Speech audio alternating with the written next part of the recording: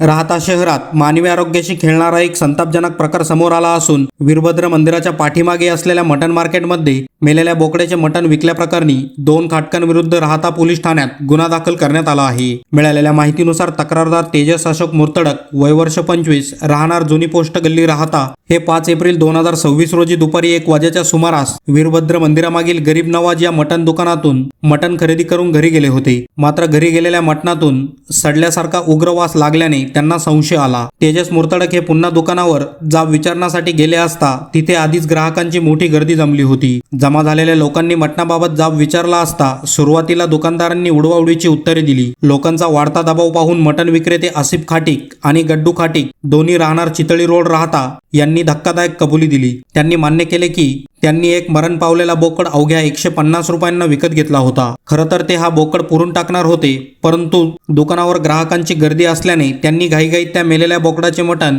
कापून सर्वांना विकून टाकले। स्वतःच्या फायद्यासाठी लोकांच्या जीवाशी खेळणारे आणि आरोग्यास हानिकारक असलेले कुचके मटण विकल्याप्रकरणी तेजस मुर्तडक यांनी 7 एप्रिल 2026 रोजी फिर्याद दिली। या फिर्यादीवरून पोलिसांनी आसिफ खाटीक आणि गड्डू खाटीक यांच्या विरोधात भारतीय न्याय संहिता 2023 च्या कलम 123, 275 आणि 35 अनैवे गुन्हा दाखल करण्यात आला आहे। या प्रकरणाचा पुढील तपास पोलीस उपनिरीक्षक संगीता विलासगिरी करत आहेत। बातमी तुमची, प्राधान्य आमचं। प्राधान्य न्यूज साठी प्रमोद पवार, कोपरगाव।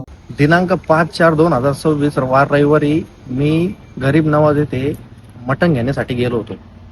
तिथं गेल्या वेळी एक इसमाकडून त्यांनी 150 रुपयामध्ये बोकड्या विकत घेतला व तो मरण पावलेला होता। त्याने त्या इसमाला सांगितलं, जे गरीब नवाजचे मालक आहे त्यांनी त्याला सांगितलं की तो बोकड्या मला कातडी त्या बोकड्याची पाहिजे फक्त, तर बाकीचे जे आतलं जे मांस वगैरे ते मी पुरून टाकल। तर त्यांनी ते न करता त्याचं कातडं काढून घेतलं। कातडं काढल्यानंतर तो बोकड्या विक्रीस लावून दिला आणि तो विक्रीस लावल्यानंतर आम्ही त्याचं मटण घेतल्यानंतर जेव्हा आम्ही ते मटण बघितलं त्याचा दुर्गंध यायला लागला। आम्हाला पूर्ण वास सुटला। त्याला वास सुटल्यानंतर सर्व नागरिक तिथं गेले। त्यानंतर तिथं माजी नगराध्यक्ष कैलास बापू सदाफळे तिथं उपस्थित होते। त्यांनी पण त्याची सकल चौकशी केली। चौकशी केल्यानंतर त्यांच्या पण त्या गोष्टी काही निदर्शनास आल्या व सगळे नागरिक तिथं सतर्क झाले आणि त्यामुळं त्या अशा घटना घडल्यामुळं सगळ्या नागरिकांमध्ये भीतीचे वातावरण पसरले। अजून कुणी कुणी ते मटण नेलं होतं आणि कुणाकुणाला ते नेमकं? तिथं आमच्या अगोदर पण भरपूर गिरेक होते। तिथं पण भरपूर गिरेक होते। गिरेक असताना आता आम्ही गेल्यानंतर आम्ही आमच्या घेण्याच्या गडबडीत होतो।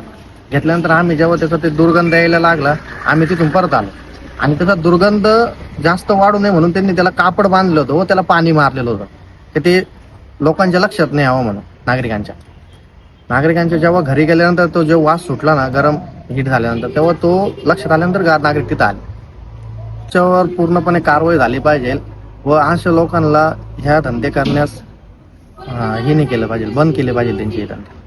कारण याच्याने आता आमच्या घरात लहान लहान मुलं आहे, ते मटण नेल्यानंतर आमच्या घरातले लहान लहान मुलं खातात। उद्या त्यांना जर काही झालं अशाने तर मग त्या गोष्टीचा काही अर्थ नाही। त्याच्यामुळे प्रशासनाने याच्यावर कारवाई करण्यात यावी, आमची हीच मागणी आहे। त्यांनी तिथं आल्यानंतर स्पॉटचा पंचनामा केला।